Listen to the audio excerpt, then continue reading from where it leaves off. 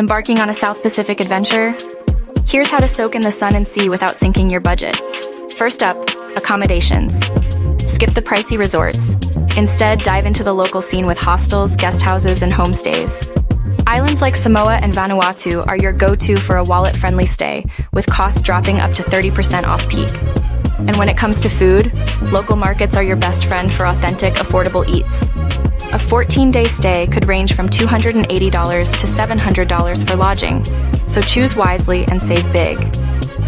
Next, let's talk transit. Island hopping? Pick fewer islands to cut down on costly flights. Local buses and shared rides are your budget's BFFs, while renting scooters over cars can keep more cash in your pocket. Hitchhiking is even an option in some areas, but always stay safe and informed. Group travelers consider splitting a car rental for better economy. With smart planning, you can navigate the islands without navigating your funds into the red. Finally, let's feast. On a budget, of course. Street food is your golden ticket to delicious, low-cost meals. From Fiji's lovo to Samoa's sashimi, your palate can travel as much as you do, without the hefty bill.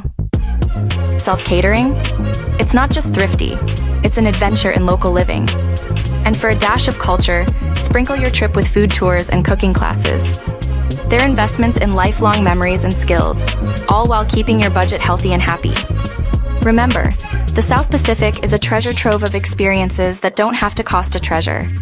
With these tips, you're all set to explore paradise without the price tag. Happy travels. Book with a South Pacific specialist at Far and Away Adventures.